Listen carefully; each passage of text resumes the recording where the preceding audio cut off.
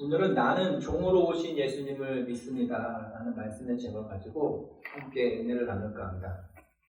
내 모든 삶이 하나님의 계획하심과 인도하심 속에 흘러가고 있다는 기본적인 믿음을 갖고 있는 저는 종종 지금 주어진 삶의 자리에 대하여 하나님은 나를 왜 이곳에 부르셨을까라는 질문을 하게 됩니다. 이런 질문은 전혀 내 계획이 없었던 낯선 환경에 마주하게 될 때 더 많이 나오는데요.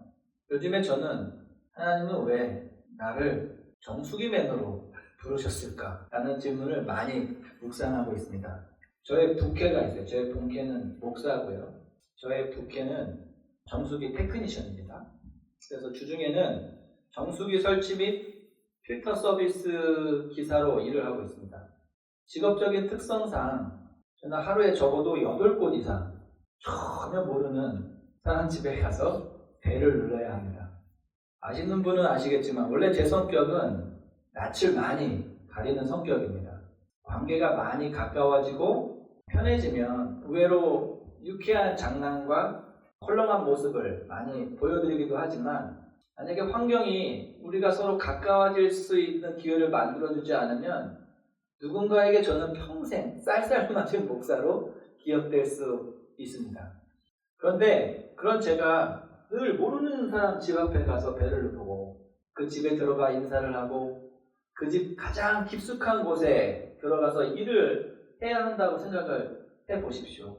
얼마나 낯설고 얼마나 긴장을 하겠습니까? 그야말로 나는 누구? 여기는 어디? 라는 그런 질문이 그냥 나옵니다. 아마 하나님께서 저를 지금 이 자리에 부르신 까닭은 훗날에 새가족 신방을 많이 하게 될 건가 봐요. 야망을 가지면 안 되는데. 근데 아무튼 훗날에 그런 신방을 많이 하게 될 것 같습니다. 하나님이 그때를 대비해서 연약한 저를 좀 훈련시키고 있는 게 아닐까 하는 그런 기분 좋은 상상을 한번 해봅니다. 그런데 그렇게 낯선 공간에서 약간의 위로를 얻는 순간이 있습니다. 그때가 언제인지 아십니까? 벽이나 탁상 위에 걸려있는 성구했잖아. 교회 달력을 발견하게 될 때입니다. 그러면 이 집 주인이 나와 같은 예수를 믿는다는 사실 하나만으로도 얼마나 큰 위로를 얻고 마음의 안정감을 누리는지 모르겠어요. 그런데 그 위로가 갑자기 상처가 될 때가 있어요. 형제의 집에 방문한 그러한 느낌으로 이미 성심을 다해 내가 서비스를 해드리려고 안 닦는 것도 닦고 막 그러려고 이미 마음을 먹고 있는데 잔뜩 의심의 눈초리로 이렇게 저를 바라보면서 이번에 갈아야 할 피터 빠짐없이 제대로 갈았어요? 뭐 이렇게 물어보거나 탱크 청소는 제대로 했어요? 스팀 청소를 해줘야죠. 뭐 이렇게 이야기하거나 바닥에 물을 흘리지 말고 일을 해주세요. 바닥에 안 흘릴 수가 없거든요. 한두 방울은 나중에 닦으면 되는데. 혹은 교체한 필터 쓰레기는 무거우니까 여기 우리 집 쓰레기통에 버리지 말고 가져가서 회사에 버려. 진짜 그런 사람들이 있어요. 버리세요. 막 이렇게 이야기하는, 그렇게 지나치게 저에게 무례하고 어떠한 요구를 할 때 좀 상처를 받습니다. 물론 이전에 다른 기사님께 받았던 서비스가 마음에 안 들어서 버리고 있다가 이번에 꼼꼼히 챙기는 거일 수도 있지요. 고객님 입장에서는 충분히 그럴 권리가 있습니다. 그렇지만 저는 그날 처음 방문한 사람이잖아요. 친절하게 확인하고 부탁하면 얼마든지 기분 좋게 답변드리고 도와드릴 수 있는 일인데 너무 고압적인 자세로 종부리듯 대하니까 은근히 상처가 되더라고요. 그럴 거면 벽에 그 중에 제일은 사랑이라 이런 액자는 띄워놓고 하시던가. 이런 분을 만나게 되면 마음이 참 씁쓸합니다. 겉으로 보기에는 분명 같은 예수를 바라보고 믿고 있는 것 같은데 왠지 저와는 다른 예수를 믿고 있는 듯한 그런 느낌을 받습니다. 사실 저는 괜찮습니다. 상처가 된다고 했지만 솔직히 그렇게 크게 심적으로 데미지를 받지는 않아요. 내가 나름 강한 사람입니다. 내가 정수기 앞에서 쭈그리고 일하니까 쭈그리려 보이냐? 아주 이렇게 속 시원하게 속으로 마음속으로 한번 외쳐주고 잠시 다시 회개하고 이 사람이 방금 전까지 무슨 기분 나쁜 일이 있었나 보다, 이 성도님이 그런 일이 있었나 보다 라고 해석기를 돌리면서 저는 그분을 충분히 이해해드릴 수 있는 그러한 마음이 있습니다. 그런데 만약 그 집에 방문한 기사님이 예수를 믿지 않는 사람이었다고 한다면 어쩌겠습니까? 과연 그 사람은 마음속으로 어떤 생각을 할까요? 주변에 붙어있는 그 예수님 성구, 예수님 사진 막 이런 걸 보면서 또 그것과 반비례적으로 무례하고 고압적인 이 고객님의 태도를 보면서 이 예수를 믿지 않는 기사는 어떤 마음을 가질까요?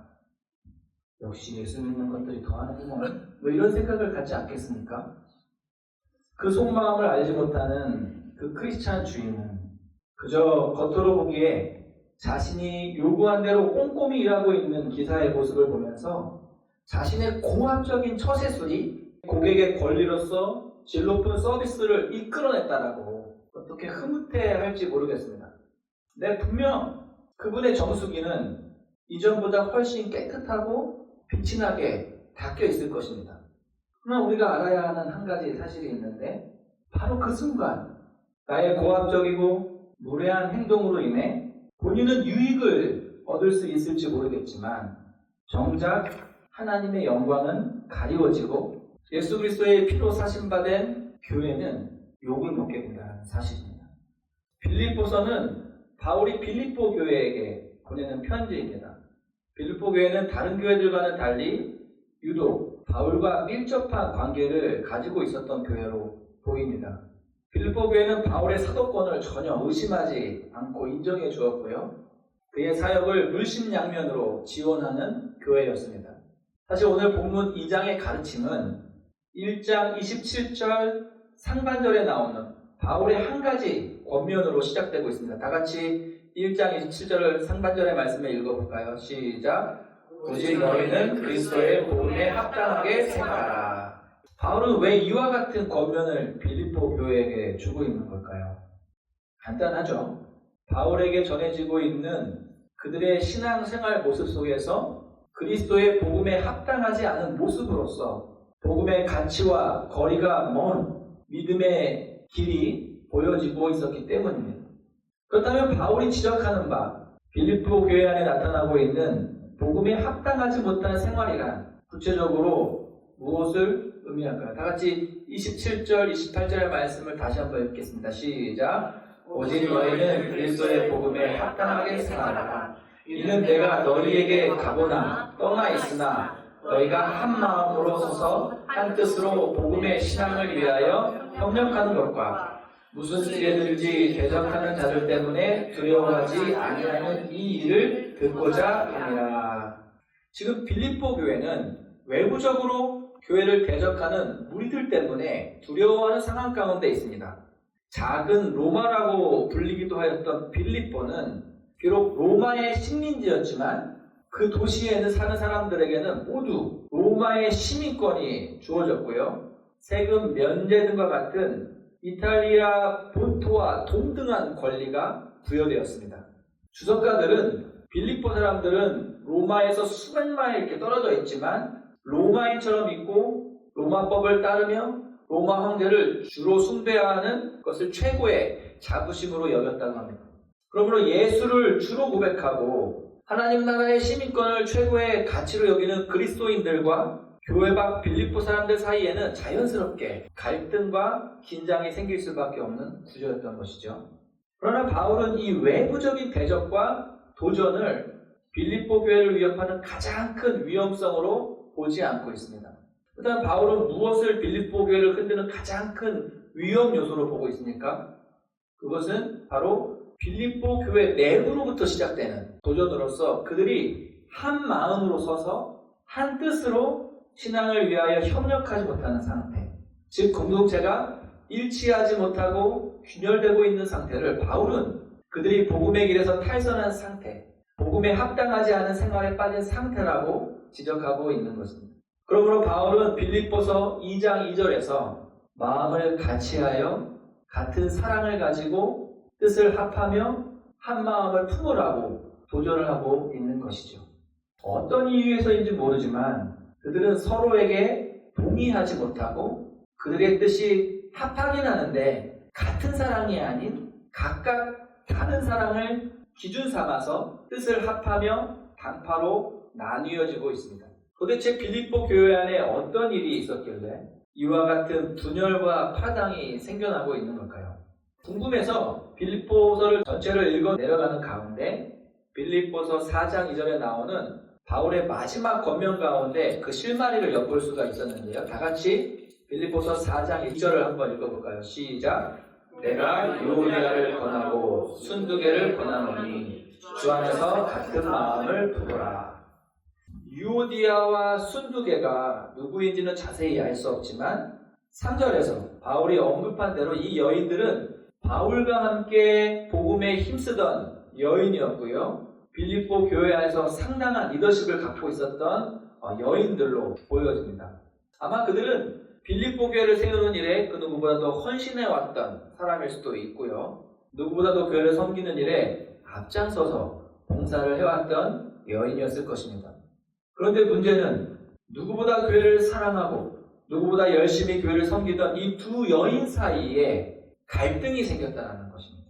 성경은 구체적으로 어떠한 갈등으로 인하여 이 여인들의 마음이 함께할 수 없게 되었는지를 설명해 주진 않지만 아마 개인적인 다툼이라든지 성격 차이 때문은 아닌 것 같습니다. 제가 생각할 때 이 정도의 어떤 영향력이 있고 리더십을 갖고 있는 사람이라면 뭐 그런 것 때문은 아닐 것 같고요. 아마 교회를 섬기는 일에 있어서 의견이 나누어지면서 이 갈등이 시작될 것으로 생각됩니다.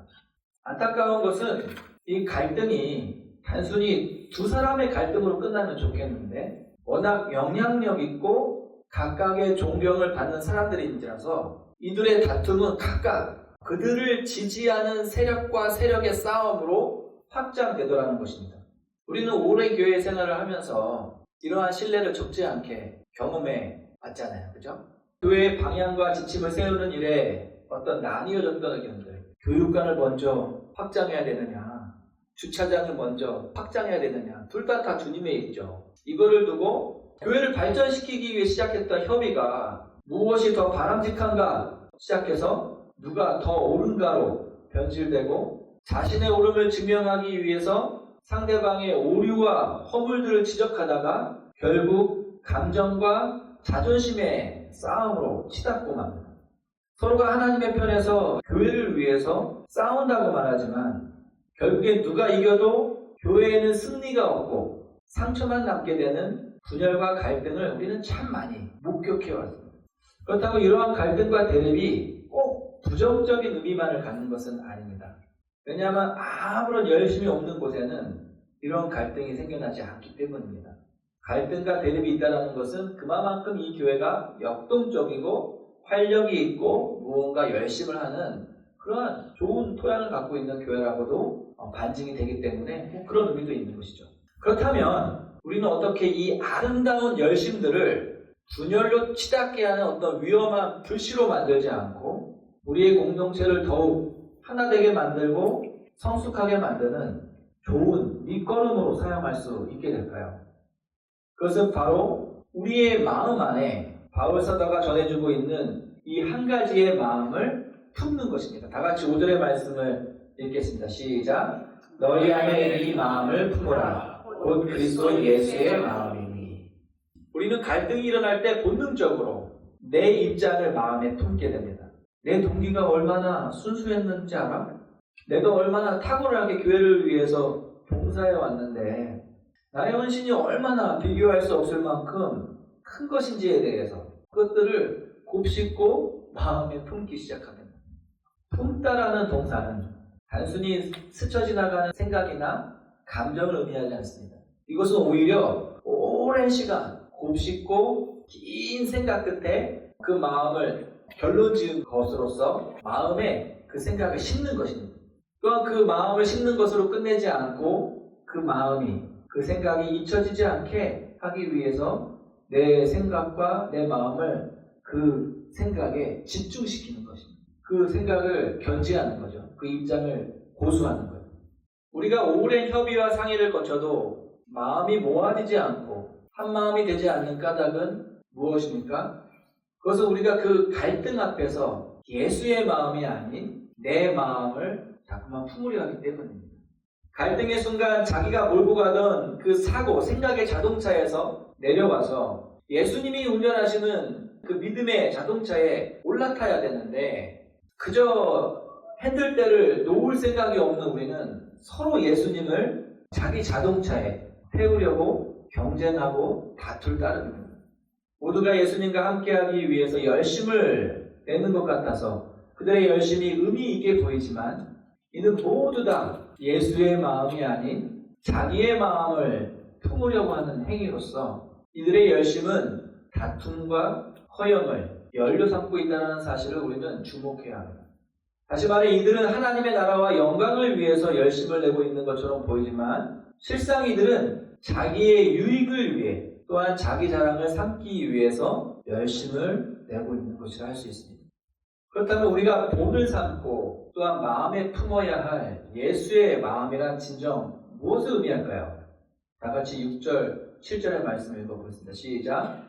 그는 근본 하나님의 본체시나 하나님과 동등됨을 취할 것으로 여기지 아니하시고 오히려 자기를 비워 종의 형체를 가지사 사람들과 같이 되셨고 사람의 모양으로 나타나서 8절까지 자기를 낮추시고 죽기까지 복종하셨으니 곧 십자가에 죽으시리라. 이 구절을 한번 가만히 보세요. 이 구절 가운데 하나님의 본체와 대조를 이루고 있는 단어는 무엇이죠? 자, 그는 하나님의 본체시나 하나님과 동등됨을 취할 것으로 여기지 아니하시고 오히려 자기를 비워 종의 형체를 가지사 사람들과 같이 되셨고. 자, 어떤 거예요? 네, 종의 형체. 예수님께서 하나님의 본체시다라는 말은 하나님과 동일한 본질 혹은 동일한 속성을 갖고 있는 분이라는 의미입니다. 한마디로서 예수님이 하나님과 동일한 신성을 갖고 계신 분이라는 뜻인 것이죠. 그러나 예수님은 하나님과 동등됨을 취할 것으로 여기지 않았다고 합니다.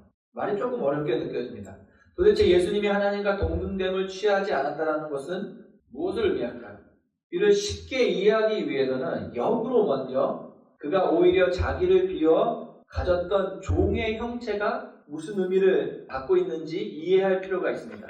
종의 형체라고 할 때 여기서 사용된 종이라는 단어는 둘로스로서 신약 성경에 나오는 또 다른 의미의 종, 일반적인 종, 디아코노스와는 완전히 다른 의미를 갖고 있습니다. 디아코노스는 약간의 직업적인 성격을 갖고 있어요. 종이라고 불리기도 하지만 그래서 당연히 일한 만큼 보수를 받는 위치에 있고요. 그리고 자신의 직무를 행하면서 어느 정도 자유가 허락되는 그러한 존재였습니다. 그러나 둘로스가 의미하는 종의 개념은 완전히 자유가 박탈된 노예를 의미합니다. 예수님 당시 로마 사회에서 노예라는 존재는 그저 말할 줄 아는 도구 정도로 취급을 하였습니다. 그들에게는 어떤 권리도 허락되지 않았습니다. 그런 의미에서 종의 형체와 대조를 이루고 있는 하나님의 본체시다라는 의미를 문맥적으로 해석해 본다면 종과 전혀 반대의 의미로서 예수님에게는 하나님과 동일한 신적인 자유와 권한과 그리고 권리를 행사할 수 있는 그런 모든 자격이 있는 분이었다라는 사실입니다. 무슨 뜻입니까? 만약 예수님이 하고자 했다면 그분은 굳이 이 땅에 안 내려올 수도 있었고 그 수치스러운 십자가를 거부할 수 있는 자유와 권리 그리고 권한이 그에게 있었다는 것입니다. 다시 말해서 그러한 예수님이 하나님과 동등됨을 취하지 않으셨다는 것은 그분 안에 충만했던 그 신성 가득한 권한과 자유 그리고 모든 능력들을 자기 유익을 위하여 사용하지 않으시기로 결심했다는 의미입니다. 그 신성을 사용하지 않는 것으로 끝나는 것이 아니라 오히려 그 모든 권한들을 다 쏟아 버려 두어 내심으로써 스스로 종의 형체를 선택하셨다는 것입니다. 도대체 예수님은 무엇을 위해 이렇게까지 자기를 비워 종의 형체를 가지사 결국 사람들과 같이 되시려고 했던 것일까요? 그 이유는 첫째, 우리의 연약함을 동정해 주시는 중보자가 되어주시기 위함입니다. 다 같이 히브리서 4장 15절을 읽겠습니다. 시작. 우리에게 있는 대제사장은 우리의 연약함을 동정하지 못하실 리가 아니요 모든 일에 우리와 똑같이 시험을 받으신 이로되 죄는 없으시니라. 여기서 동정이란 단순히 불쌍히 여기는 마음을 넘어 함께 고난을 겪어서 그 고통을 몸소하는 것입니다.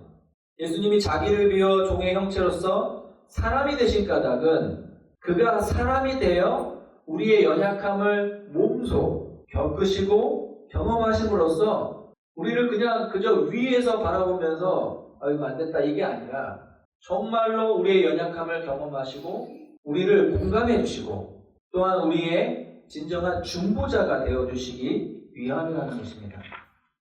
자, 둘째는 그가 이 죽음을 통하여 죽음의 세력을 잡은 자를 멸시하기 위함입니다. 다 같이 히브리서 2장 14절 15절을 읽겠습니다. 시작. 자녀들은 혈과 육에 속하였음에 그도 또한 같은 모양으로 혈과 육을 함께 지니심은 죽음을 통하여 죽음의 세력을 잡은 자 곧 마귀를 멸하시며 또 죽기를 무서워함으로 한평생 매여 종노릇하는 모든 자들을 놓아주려 하십니다. 왜 그분이 하나님의 본체로서 자기를 다 비워내심으로써 종의 형체를 입고 사람들과 같이 되어주시고 낮아지시는데 그 십자가에서 죽기까지 낮아지셨습니까?